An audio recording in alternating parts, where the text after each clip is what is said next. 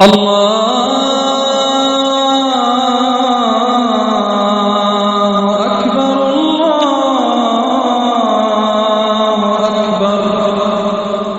الله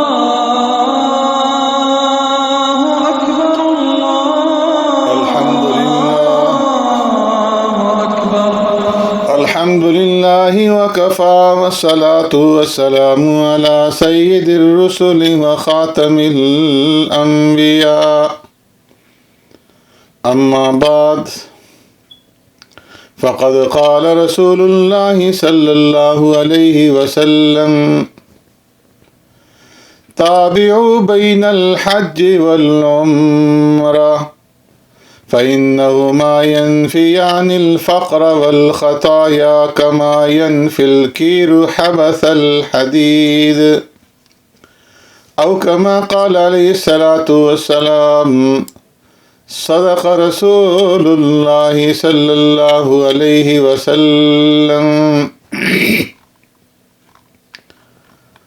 يا رب صل وسلم دائما أبدا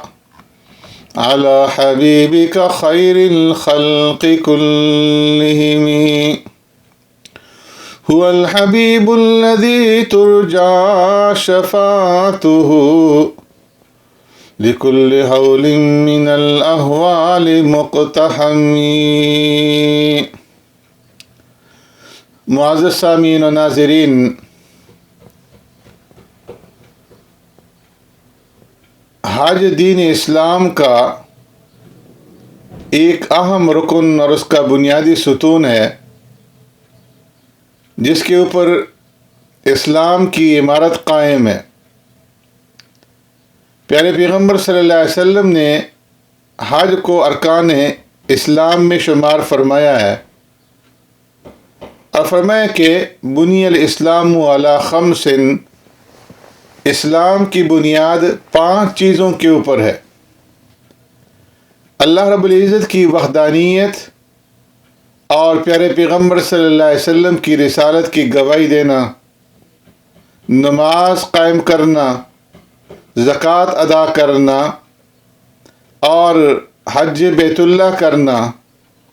اور رمضان المبارک کے روزے رکھنا۔ اس لیے کسی بھی کلمہ گو مسلمان جسے اللہ تبارک و تعالیٰ نے اپنے گھر تک پہنچنے کی طاقت اور وسعت دی ہے، اسے اس فریضہ کی ادائیگی سے ہرگز غافل نہیں ہونا چاہیے تاکہ دین اسلام کی عمارت میں کسی قسم کی کمی، کجی اور کمزوری نہ رہے۔ حج کے فضائل اور فوائد اور اس پر ملنے والے دنیا اور آخرت کے انعامات اس قدر زیادہ ہیں کہ اگر یہ اسلام کا ایک واجبی اور ضروری فریضہ نہ بھی ہو تب بھی کوئی ادنا سی عقل رکھنے والا انسان ان فضائل کے حصول سے ہرگز پیچھے نہیں رہے گا۔ حج چونکہ ایک مختلف جہت کی حامل عبادت ہے جس میں کئی طرح کے کام سر انجام دیے جاتے ہیں، اس لیے شریعت اسلامیہ کے اندر حج کے فضائل کو بیان کرتے ہوئے بہت تفصیل کے ساتھ اس کے مختلف افعال اور اعمال کے فوائد کو پیش کیا گیا ہے تاکہ حج کا ہر رکن اور حج کا ہر امر اور فعل کرتے ہوئے حاجی کے سامنے اس کے اوپر ملنے والے جو انعامات ہیں وہ مستحضر رہے۔ حضرت ابو ہریرہ رضی اللہ تعالیٰ عنہ فرماتے ہیں کہ آقا نامدار سرور کائنات رحمت دو عالم صلی اللہ علیہ وسلم سے پوچھا گیا، ای العمل افضل، اے اللہ کے رسول صلی اللہ علیہ وسلم سب سے افضل عمل کون سا ہے؟ تو پیارے پیغمبر صلی اللہ علیہ وسلم نے ارشاد فرمایا، ایمان باللہ ورسولہ، کہ اللہ اور اس کے رسول کے اوپر ایمان لانا۔ پھر پوچھا گیا کہ اس کے بعد کون سا عمل افضل ہے؟ تو پیارے پیغمبر صلی اللہ علیہ وسلم نے ارشاد فرمایا، الجہاد فی سبیل اللہ، کہ اللہ کے راستے میں جہاد کرنا۔ پھر پوچھا گیا کہ اے اللہ کے رسول اس کے بعد کون سا عمل افضل ہے؟ تو پیارے پیغمبر صلی اللہ علیہ وسلم نے ارشاد فرمایا حج مبرور، کہ مبرور اور مقبول حج کرنا۔ سیدنا ابو ہریرہ رضی اللہ تعالیٰ عنہ پیارے پیغمبر صلی اللہ علیہ وسلم کا یہ ارشاد بھی نقل فرماتے ہیں، افضل الاعمال عند اللہ ایمان لا شک فیہ وغزو لا غلول فیہ وحج مبرور، کہ اللہ تبارک و تعالیٰ کے نزدیک سب سے افضل عمل وہ ایمان ہے جس میں کسی قسم کا کوئی شک نہ ہو، اور دوسرا وہ جہاد جس میں کوئی خیانت نہ ہو، اور تیسرا وہ حج مبرور ہو، یعنی جس کے اندر کوئی معصیت کوئی گناہ نہ ہو۔ ایسے ہی حضرت ماعز رضی اللہ تعالیٰ عنہ سے مروی ہے کہ آقا نامدار سرور کائنات رحمت دو عالم صلی اللہ علیہ وسلم سے پوچھا گیا ای الاعمال افضل، سب سے افضل عمل کون سا ہے؟ تو پیارے پیغمبر صلی اللہ علیہ وسلم نے ارشاد فرمایا ایمان باللہ وحدہ ثم الجہاد ثم حجۃ برۃ تفضل سائر العمل کما بین مطلع الشمس الی مغربها، او کما قال علیہ الصلاۃ والسلام۔ فرمایا اللہ کی وحدانیت کے اوپر ایمان لانا، پھر جہاد کرنا، پھر مبرور حج کرنا، جو تمام اعمال پر اتنی زیادہ فضیلت رکھتا ہے جیسے سورج کے طلوع اور غروب ہونے کی جگہ کے درمیان فاصلہ ہے۔ حضرت عمر بن عبس رضی اللہ تعالیٰ عنہ فرماتے ہیں ایک شخص نے آ کر کے سوال کیا یا رسول اللہ صلی اللہ علیہ وسلم اسلام کیا ہے؟ تو پیارے پیغمبر صلی اللہ علیہ وسلم نے اس کا جواب دیتے ہوئے ارشاد فرمایا ان یسلم قلبک للہ عز وجل وان یسلم المسلمون من لسانک ویدک۔ فرمایا اسلام یہ ہے کہ تمہارا دل اللہ تبارک و تعالیٰ کی اطاعت کے لیے جھک جائے، اور یہ کہ تمہاری زبان اور ہاتھ سے دوسرے مسلمان محفوظ ہو جائیں۔ اس شخص نے پھر دریافت کیا کہ اسلام کے اعمال میں سے کون سا عمل سب سے افضل ہے؟ تو پیارے پیغمبر صلی اللہ علیہ وسلم نے ارشاد فرمایا ایمان لانا۔ اس نے پوچھا کہ ایمان کیا ہے؟ تو آپ صلی اللہ علیہ وسلم نے ارشاد فرمایا تؤمن باللہ وملائکتہ وکتبہ ورسلہ والبعث بعد الموت۔ فرمایا ایمان یہ ہے کہ تم اللہ پر، اس کے فرشتوں پر، اس کی کتابوں پر، اس کے رسولوں پر، اور موت کے بعد اٹھائے جانے پر ایمان لاؤ۔ اس نے پھر دریافت کیا کہ ایمان کے اعمال میں سب سے افضل عمل کیا ہے؟ تو پیارے پیغمبر صلی اللہ علیہ وسلم نے ارشاد فرمایا کہ ہجرت کرنا۔ اس نے کہا کہ ہجرت کیا چیز ہے؟ تو آپ صلی اللہ علیہ وسلم نے ارشاد فرمایا تہجر السوء، ہجرت یہ ہے کہ تم برے کاموں کو چھوڑ دو۔ اس نے پھر پوچھا کہ افضل ہجرت کون سی ہے؟ آپ صلی اللہ علیہ وسلم نے ارشاد فرمایا کہ جہاد کرنا۔ اس نے پھر پوچھا جہاد کیا ہے؟ تو پیارے پیغمبر صلی اللہ علیہ وسلم نے ارشاد فرمایا ان تقاتل الکفار اذا لقیتم، جہاد یہ کہ جب تمہارا کافروں کا سامنا ہو تو ان سے قتال کرو۔ اس شخص نے پھر عرض کیا افضل جہاد کون سا ہے؟ تو پیارے پیغمبر صلی اللہ علیہ وسلم نے ارشاد فرمایا من عقر جوادہ واحریق دمہ، فرمایا اس شخص کا جہاد جس کے گھوڑے سواری کے پاؤں کاٹ ڈالے گئے ہوں اور خود اس کا خون بھی بہا دیا جائے۔ پھر آپ صلی اللہ علیہ وسلم نے ارشاد فرمایا ثم عملان ہما افضل الاعمال الا من عمل بمثلہما حجۃ مبرورۃ او عمرۃ۔ فرمایا اس کے بعد دو ایسے اعمال ہیں جو تمام اعمال میں افضل ہیں، جن تک وہی پہنچ سکتا ہے جو ان جیسے اعمال سر انجام دے، ایک حج مبرور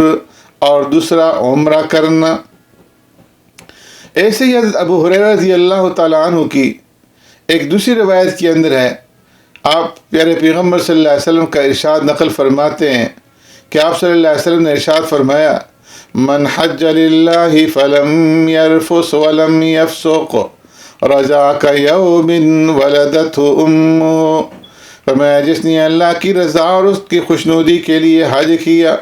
اور اس میں کوئی فحش کام اور گناہ نہیں کیا تو فرمایا وہ حج سے اس دن کی طرح گناہوں سے پاک اور صاف ہو کر کے واپس لوٹتا ہے جس دن اس کی ماں نے اسے جنا تھا، یعنی جس دن وہ دنیا میں آیا جس طرح وہ گناہوں سے اس دن پاک اور صاف تھا، حج مبرور کے بعد بھی ایسے ہی گناہوں سے پاک اور صاف ہو کر کے واپس حاجی لوٹتا ہے۔ ابو ہریرہ رضی اللہ تعالیٰ عنہ فرماتے ہیں حجۃ مبرورۃ تکفر الخطایا سنۃ، کہ حج مبرور سال بھر کے گناہوں کے لیے کفارہ بن جاتا ہے۔ ایک صحابی حضرت عبداللہ بن جراد رضی اللہ تعالیٰ عنہ پیارے پیغمبر صلی اللہ علیہ وسلم کا ارشاد نقل فرماتے ہیں کہ آپ صلی اللہ علیہ وسلم نے ارشاد فرمایا حجوا فإن الحج يغسل الذنوب كما يغسل الماء الدرن، فرمایا لوگو حج کیا کرو اس لیے کہ حج گناہوں کو اس طرح سے دھو ڈالتا ہے جیسے پانی گندگی کو دھو دیتا ہے۔ حضرت معاذ ابن جبل رضی اللہ تعالیٰ عنہ سے مروی ہے پیارے پیغمبر صلی اللہ علیہ وسلم نے ارشاد فرمایا من صام رمضان وصلى الصلوات الخمس وحج البيت لا ادری ذکر زکاة ام لا کان حقا علی اللہ ان یغفر لہ، فرمایا جس نے رمضان کے روزے رکھے، پانچوں نمازوں کا اہتمام کیا، بیت اللہ کا حج کیا۔ راوی حدیث کہتے ہیں کہ مجھے یاد نہیں کہ پیارے پیغمبر صلی اللہ علیہ وسلم نے زکوٰۃ کا بھی ذکر کیا تھا یا نہیں، تو فرمایا اللہ تبارک و تعالیٰ نے اپنے ذمہ لازم کر لی ہے کہ اس کی مغفرت کریں گے۔ صحابی رسول فرماتے میں نے کہا کیا میں ان لوگوں کو اس کی خبر نہ دے دوں؟ آپ صلی اللہ علیہ وسلم نے فرمایا کہ ذر الناس یعملون، لوگوں کو ان کی حال پر چھوڑ دو تاکہ وہ عمل کرتے رہیں۔ حضرت ابن شماسہ مہری رحمۃ اللہ تعالیٰ علیہ فرماتے ہیں کہ ہم لوگ حضرت عمرو بن العاص رضی اللہ تعالیٰ عنہ کے پاس حاضر ہوئے جبکہ ان کی موت کا وقت قریب تھا۔ وہ دیوار کی جانب اپنا منہ کر کے دیر سے رو رہے تھے۔ ان کے بیٹے کہنے لگے یا ابتاہ اما بشرک رسول اللہ صلی اللہ علیہ وسلم بکذا، اے ابا جان آپ کیوں روتے ہیں؟ کیا اللہ کے نبی صلی اللہ علیہ وسلم نے آپ کو ان چیزوں کی بشارت اور خوشخبری نہیں دی؟ حضرت عمرو بن العاص رضی اللہ تعالیٰ عنہ متوجہ ہوئے اور فرمایا ان افضل ما نعد شہادت ان لا الہ الا اللہ وان محمد رسول اللہ، فرمایا سب سے بہتر وہ چیز جو ہم نے آخرت کے لیے تیار کر رکھی ہے وہ اللہ کی وحدانیت اور پیارے پیغمبر صلی اللہ علیہ وسلم کی رسالت کی گواہی ہے۔ اور پھر اپنے بارے میں فرمایا انی قد کنت علی اطباق ثلاث لقد رأیتنی وما احد اشد بغضا لرسول اللہ صلی اللہ علیہ وسلم منی، فرمایا کہ میں نے 3 مختلف دور گزارے ہیں۔ پہلا یہ کہ مجھے اپنے بارے میں یاد ہے کہ مجھ سے زیادہ کوئی شخص اللہ کے رسول صلی اللہ علیہ وسلم سے سخت نفرت نہیں کرتا تھا، اور مجھے اس سے زیادہ کوئی بات محبوب نہ تھی کہ میں پیارے پیغمبر صلی اللہ علیہ وسلم کے اوپر قابو پا لوں تو نعوذ باللہ آپ کو قتل کر ڈالوں، پس اگر میں اس وقت مر جاتا تو میں جہنمی ہوتا۔ پھر جب اللہ تبارک و تعالیٰ نے میرے دل میں اسلام ڈال دیا تو میں پیارے پیغمبر صلی اللہ علیہ وسلم کی خدمت میں حاضر ہوا اور عرض کیا کہ اے اللہ کے رسول دایاں ہاتھ پھیلائیے تاکہ میں آپ کے ہاتھ کے اوپر بیعت کروں۔ پیارے پیغمبر صلی اللہ علیہ وسلم نے اپنا داہنا ہاتھ پھیلایا تو میں نے اپنا ہاتھ پیچھے کر لیا۔ آپ صلی اللہ علیہ وسلم نے فرمایا کہ عمر کیا ہوا؟ میں نے عرض کیا میں اسلام لانے سے پہلے ایک شرط لگانا چاہتا ہوں۔ پیارے پیغمبر صلی اللہ علیہ وسلم نے شرط پوچھی تو میں نے عرض کیا یہ شرط لگانا چاہتا ہوں کہ میری مغفرت کر دی جائے۔ آپ صلی اللہ علیہ وسلم نے ارشاد فرمایا اما علمت ان الاسلام يهدم ما كان قبله وان الهجرة تهدم ما كان قبلها وان الحج يهدم ما كان قبله۔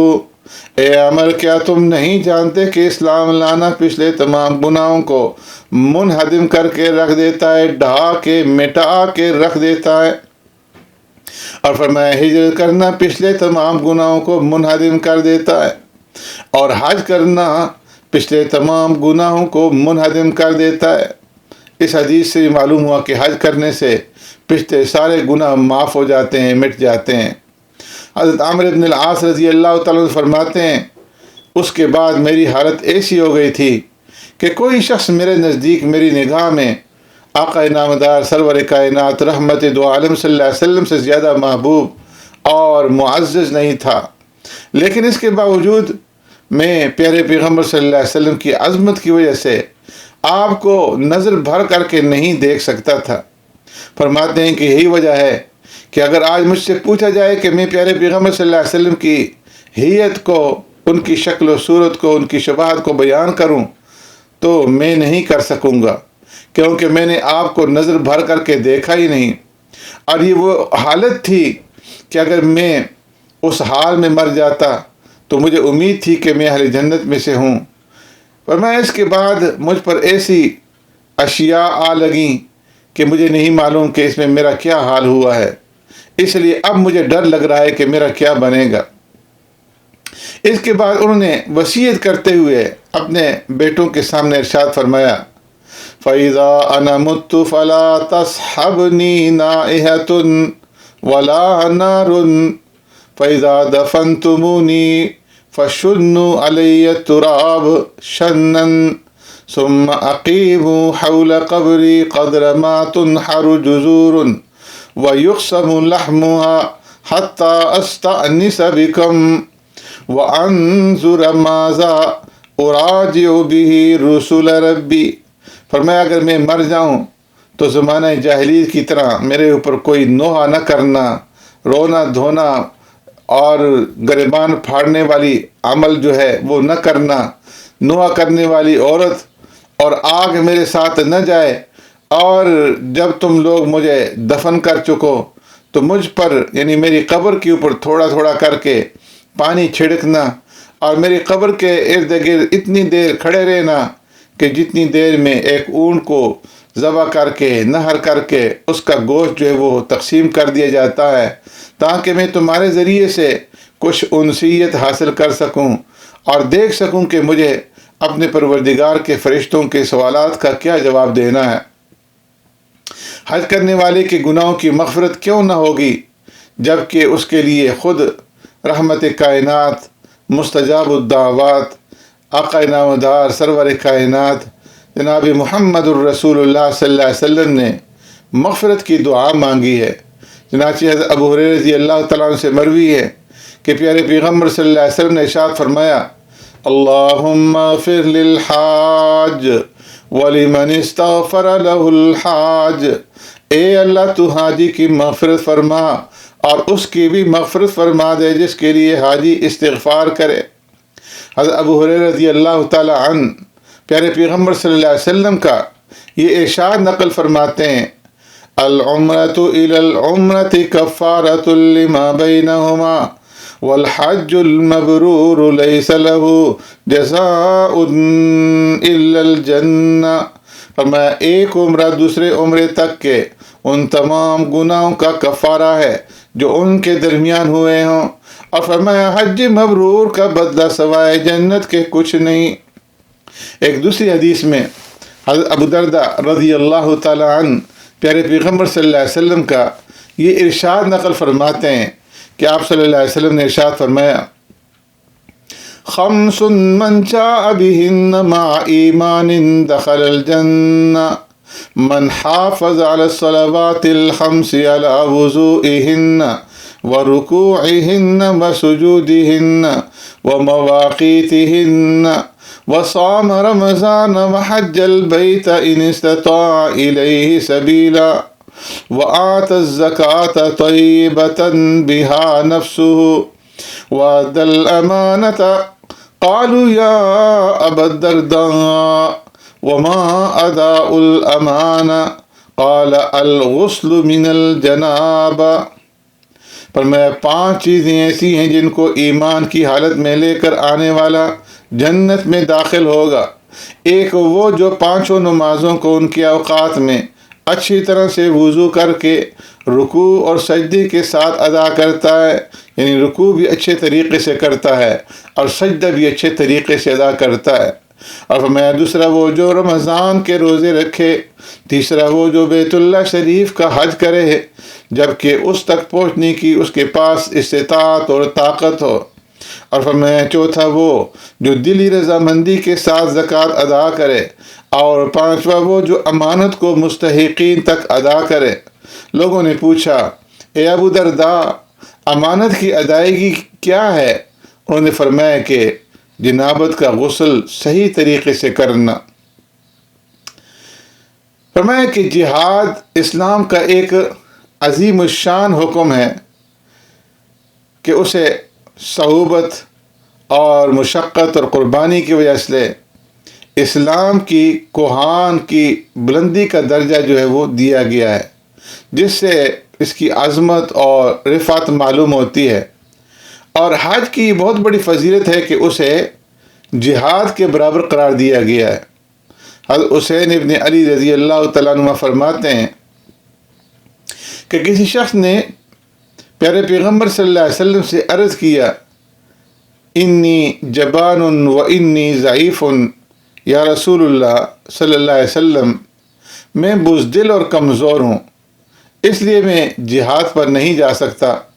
مجھے کوئی اور عمل بتا دیجیے۔ تو پیارے پیغمبر صلی اللہ علیہ وسلم نے ارشاد فرمایا حلم الی جہاد لا شوکۃ فیہ الحج، آؤ ایک ایسے جہاد کی طرف، یعنی حج کی جانب کہ جس کے اندر کوئی کانٹا نہیں ہے۔ ایک اور روایت میں ہے کہ ایک شخص پیارے پیغمبر صلی اللہ علیہ وسلم کی خدمت میں حاضر ہوا اور عرض کیا انی رجل جبان لا اطیق لقاء العدو،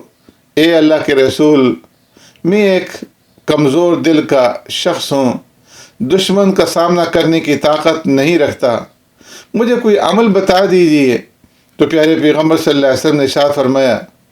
افلا ادلک علی جہاد لا قتال فی، کیا میں تمہیں ایسے جہاد کے بارے میں نہ بتاؤں کہ جس میں قتال نہیں ہوتا؟ اس شخص نے عرض کیا اے اللہ کے رسول صلی اللہ علیہ وسلم ضرور بتائیے۔ تو پیارے پیغمبر صلی اللہ علیہ وسلم نے ارشاد فرمایا کہ علیک بالحج والعمرہ، کہ اپنے اوپر حج اور عمرہ لازم کر لو۔ ام المؤمنین سیدہ طاہرہ عائشہ صدیقہ رضی اللہ تعالی عنہا دریافت فرماتی ہیں نرى الجہاد افضل العمل افلا نجاہد، اے اللہ کے رسول صلی اللہ علیہ وسلم ہم جہاد کو افضل عمل سمجھتے ہیں، تو کیا ہم جہاد پر چلے جائیں؟ پیارے پیغمبر صلی اللہ علیہ وسلم نے ارشاد فرمایا لا لیکن افضل الجہاد حج مبرور، نہیں بلکہ تم عورتوں کے لیے افضل ترین جہاد حج مبرور کرنا ہے۔ اس حدیث سے بھی معلوم ہوا کہ حج مبرور کو اللہ کے پیغمبر صلی اللہ علیہ وسلم نے عورتوں کے لیے، کمزوروں کے لیے بہترین جہاد قرار دیا۔ ایک روایت میں ہے احسن الجہاد و اجملہ حج البیت حج مبرور، بہترین اور خوبصورت جہاد بیت اللہ شریف کا حج مبرور کرنا ہے۔ حضرت ابو ہریرہ رضی اللہ تعالیٰ عنہ پیارے پیغمبر صلی اللہ علیہ وسلم کا ارشاد نقل فرماتے ہیں جہاد الکبیر والصغیر والضعیف والمرأ الحج والعمرہ، فرمایا کہ بوڑھوں، بچوں، کمزوروں اور عورتوں کا جہاد کیا ہے؟ حج اور عمرہ کرنا۔ حضرت اقدر بن حمام فرماتے ہیں کہ مجھے ایک صحابی رسول صلی اللہ علیہ وسلم نے اپنا قصہ سنایا کہ ہم ایک دن مسجد نبوی میں بیٹھے ہوئے تھے اور ہم نے اپنے میں سے ایک نوجوان کو کہا کہ جاؤ اور جا کر کے پیارے پیغمبر صلی اللہ علیہ وسلم سے دریافت کرو کہ کون سا عمل جہاد کے برابر ہے۔ وہ پیارے پیغمبر صلی اللہ علیہ وسلم کے پاس آئے اور سوال کیا تو آپ صلی اللہ علیہ وسلم نے فرمایا کہ کوئی عمل جہاد کے برابر نہیں۔ ہم نے جب یہ سنا تو دوبارہ انہیں وہی سوال پوچھنے کے لیے پیارے پیغمبر صلی اللہ علیہ وسلم کے پاس بھیجا۔ پیارے پیغمبر صلی اللہ علیہ وسلم نے دوبارہ وہی بات ارشاد فرمائی کہ کوئی عمل جہاد کے برابر نہیں۔ ہم نے تیسری مرتبہ انہیں یہ کہہ کر کے بھیجا کہ اب کی بار جب تم پیارے پیغمبر صلی اللہ علیہ وسلم کے پاس جاؤ اور آپ سے یہ سوال کرو اور آپ صلی اللہ علیہ وسلم جواب میں وہی بات ارشاد فرمائیں تو پھر آپ صلی اللہ علیہ وسلم سے پوچھنا کہ یہ بتا دیجئے کہ کون سا عمل جہاد کے قریب قریب ہے۔ وہ صحابی پیارے پیغمبر صلی اللہ علیہ وسلم کے پاس آئے اور وہی سوال کیا تو آپ صلی اللہ علیہ وسلم نے ارشاد فرمایا کہ کوئی عمل جہاد کے برابر نہیں۔ انہوں نے عرض کیا کہ اس کے قریب قریب کون سا عمل ہے تو پیارے پیغمبر صلی اللہ علیہ وسلم نے ارشاد فرمایا طیب الکلام وادامۃ الصیام والحج کل عام ولا یقرب منہ شیء بعد۔ فرمایا کہ وہ اعمال جو جہاد کے قریب قریب ہیں یہ ہیں کہ انسان پاکیزہ اور عمدہ کلام کرے اور دائمی ہمیشہ روزے رکھے اور ہر سال حج کرتا رہے۔ پھر آپ صلی اللہ علیہ وسلم نے ارشاد فرمایا ان چیزوں کے بعد کوئی عمل ایسا نہیں جو جہاد کے قریب ہو۔ معلوم ہوا کہ پاکیزہ گفتگو کرنا اور مسلسل روزے رکھنا اور ہر سال حج کرنا یہ جہاد کے قریب قریب تک پہنچانے والے اعمال ہیں۔ حج کی کتنی بڑی فضیلت ہے کہ حج کرنے والے اللہ تبارک و تعالیٰ کے مہمان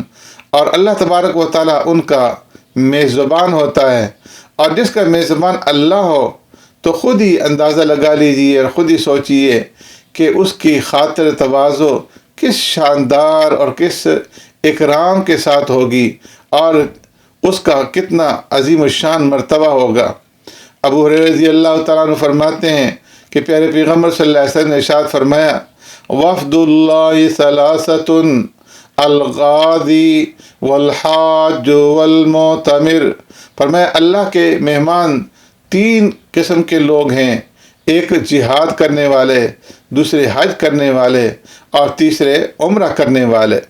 حضرت عبداللہ بن عباس رضی اللہ تعالیٰ عنہ فرماتے ہیں لو یعلم المقیمون ما للحجاج علیہم من الحق لأتوہم حین یقدمون حتی یقبلوا رواحلہم لأنہم وفد اللہ من جمیع الناس۔ فرمایا کہ اگر مقیم لوگوں کو یعنی جو لوگ اپنے اپنے مقامات کے اوپر اپنے اپنے گھروں میں رہتے ہیں انہیں معلوم ہو جائے کہ حاجیوں کا ان کے اوپر کیا حق ہے تو فرمایا وہ ان حاجیوں کی آمد کے موقع پر ان کے استقبال کے لیے اس طرح سے آئیں کہ ان کی سواریوں کے قدموں کو چوم لیں، اس لیے کہ یہ حاجی تمام لوگوں میں اللہ کے مہمان ہیں اور اللہ کے مہمان بن کر کے یہ آئے ہیں۔ حضرت عبداللہ بن عباس رضی اللہ تعالیٰ عنہ پیارے پیغمبر صلی اللہ علیہ وسلم کا یہ ارشاد نقل فرماتے ہیں تابعوا بین الحج والعمرہ فإنهما ينفيان الفقر والخطايا كما ينفي الكير حبس الحديد۔ فرمایا کہ پے در پہ حج اور عمرے کرتے رہا کرو، اس لیے کہ یہ عمل فقر اور محتاجگی اور گناہوں کو اس طرح سے دور کر دیتا ہے جیسے لوہے کی بھٹی میل کچیل کو دور کر دیتی ہے۔ ایک روایت میں یہ الفاظ بھی منقول ہیں فَإِنَّ مَتَابَةً بَيْنَهُمَا يَزِيدَانِ فِي الْأَجَلِ۔ فرمایا کہ حج اور عمرے کا پے در پے کرنا فرمایا کہ یہ عمر کے اندر اضافہ کر دیتا ہے۔ ایک صحابی حضرت صفوان بن سلیم پیارے پیغمبر صلی اللہ علیہ وسلم کا ارشاد نقل فرماتے ہیں کہ آپ صلی اللہ علیہ وسلم نے ارشاد فرمایا حجوا تستغنوا وغزوا تصحوا، کہ اے لوگو حج کرو مالدار ہو جاؤ گے اور جہاد کرو صحت مند ہو جاؤ گے۔ حضرت عمر رضی اللہ تعالیٰ عنہ کا ارشاد ہے، وہ فرماتے ہیں ما امعر حاج قط، فرمایا کہ حاجی کبھی محتاج نہیں ہوتا۔ پیارے پیغمبر صلی اللہ علیہ وسلم کا ارشاد ہے حجج تطرا وعمر نسقا تدفع میتۃ السوء وعیلۃ الفقر۔ فرمایا کہ لگاتار حج کرنا، مسلسل عمرے کرتے رہنا بری موت کو اور فقر اور محتاجی کو دور کر دیتا ہے۔ حضرت عبداللہ بن عباس رضی اللہ تعالیٰ عنہ فرماتے ہیں کہ ایک دفعہ پیارے پیغمبر صلی اللہ علیہ وسلم نے حضرت عمر بن خطاب رضی اللہ تعالیٰ عنہ کو دیکھا تو دیکھ کر کے مسکرانے لگے اور فرمایا یا ابن الخطاب اتدری ما تبسمت الیک، اے عمر جانتے ہو کہ کیا میں تمہیں دیکھ کر کے کیوں مسکرا رہا ہوں؟ حضرت عمر رضی اللہ تعالیٰ عنہ نے عرض کیا اللہ اور اللہ کا رسول ہی زیادہ بہتر جانتا ہے۔ تو پیارے پیغمبر صلی اللہ علیہ وسلم نے ارشاد فرمایا ان اللہ باہا ملائکۃ لیلۃ عرفۃ بأہل عرفہ عامۃ وباہا بک خاصۃ، فرمایا بے شک اللہ تبارک و تعالی عرفہ کی رات یعنی مزدلفہ کی رات کو اہل عرفہ یعنی حاجیوں کی وجہ سے عمومی طور پر اور بطور خاص تمہاری وجہ سے فرشتوں کے اوپر فخر فرماتے ہیں۔ ایک روایت میں ابو ہریرہ رضی اللہ تعالیٰ عنہ پیارے پیغمبر صلی اللہ علیہ وسلم کا یہ ارشاد نقل فرماتے ہیں من حرج من بیتہ یؤم البیت العتیق فرکب راحلته لم ترفع راحلته خفا ولم تضع خفا الا كتب الله له بها اجرا، فرمایا جو شخص اپنے گھر سے بیت اللہ کا ارادہ لے کر کے نکلے اور اپنی سواری پر سوار ہو تو اس کی سواری چلنے کے لیے جو پاؤں بھی اٹھائے یا جو پاؤں بھی رکھے تو اس کے ہر اٹھنے اور ہر رکھے جانے والے قدم کے بدلے میں اللہ تبارک و تعالی اس حاجی کے لیے اجر لکھ دیتے ہیں۔ ابو ہریرہ رضی اللہ تعالیٰ عنہ نے حاجیوں کے قافلے کا استقبال کرتے ہوئے ان سے پوچھا کہ تم لوگ کہاں سے آئے ہو؟ انہوں نے عرض کیا عراق سے۔ پوچھا کہ عراق کے کس شہر سے آئے ہو؟ انہوں نے عرض کیا کہ بصرہ سے۔ انہوں نے پھر پوچھا کس کام کے لیے آئے ہو؟ تو انہوں نے عرض کیا بیت اللہ شریف کا ارادہ لے کر کے آئے ہیں۔ پوچھا کیا اس کے علاوہ کوئی تجارت وغیرہ کی بھی نیت ہے؟ انہوں نے عرض کیا نہیں، اور کوئی نیت نہیں ہے۔ تو ابو ہریرہ رضی اللہ تعالیٰ عنہ نے فرمایا پھر خوشخبری سن لو، میں نے ابو القاسم صلی اللہ علیہ وسلم کو فرماتے ہوئے سنا ہے من جاء یؤم البیت الحرام ورکب بعیرہ فما يرفع البعیر خفا ولا يضع خفا الا كتب الله له بها حسنة وحط عنه بها خطيئة ورفع له بها درجة حتى إذا انتهى إلى البيت فطاف به وطاف بين الصفا والمروة ثم خلق أو قصر إلا خرج من ذنوبه كيوم ولدته أمه فهلم نستأنف العمل۔ فرمایا اللہ کے رسول صلی اللہ علیہ وسلم نے ارشاد فرمایا کہ جو بیت اللہ کا ارادہ لے کر کے نکلے اور اپنے اونٹ پر سوار ہو تو اونٹ جو پاؤں بھی اٹھاتا یا رکھتا ہے اللہ تبارک و تعالیٰ اس کے ہر قدم کے بدلے میں ایک نیکی لکھ دیتے ہیں، ایک گناہ مٹا دیتے ہیں اور ایک درجہ بلند کر دیتے ہیں، یہاں تک کہ جب وہ بیت اللہ تک پہنچ کر طواف کرے اور صفا اور مروہ کے درمیان میں سعی کر کے حلق یا قصر کروا لے تو وہ اپنے گناہوں سے اس دن کی طرح پاک اور صاف ہو کر کے نکل جاتا ہے جس دن اس کی ماں نے اسے جنا تھا۔ اس کے بعد ابو ہریرہ رضی اللہ تعالیٰ عنہ نے قافلہ والوں سے ارشاد فرمایا فَهَلُمَّ نَسْتَأْنِفُ الْعَمَلَ، آؤ ہم اپنے عمل کو شروع کرتے ہیں۔ حضرت عبداللہ بن عمر رضی اللہ تعالیٰ عنہ پیارے پیغمبر صلی اللہ علیہ وسلم کا ارشاد نقل فرماتے ہیں بنی الاسلام علی خمس شہادت ان لا الہ الا اللہ وان محمدا عبدہ ورسولہ واقام الصلاة وایتاء الزکاة وحج البیت وصوم رمضان۔ فرمایا اسلام کی بنیاد 5 چیزوں پر ہے، اس بات کی گواہی دینا کہ اللہ تبارک و تعالیٰ کے علاوہ کوئی معبود نہیں اور حضرت محمد مصطفیٰ احمد مجتبیٰ رحمت دو عالم صلی اللہ علیہ وسلم اللہ تبارک و تعالیٰ کے رسول ہیں، اور نماز قائم کرنا، زکوٰۃ ادا کرنا اور بیت اللہ کا حج کرنا اور رمضان المبارک کے روزے رکھنا۔ اسی طرح حضرت زیاد بن نعیم بن حضرمی رضی اللہ تعالیٰ عنہ پیارے پیغمبر صلی اللہ علیہ وسلم کا ارشاد نقل فرماتے ہیں کہ آپ صلی اللہ علیہ وسلم نے ارشاد فرمایا، اربع فرضہن اللہ فی الاسلام فمن جاء بثلاث لم یغنین عنہ شیئا حتی یأتی بہن جمیعا الصلاة والزکاة وصیام رمضان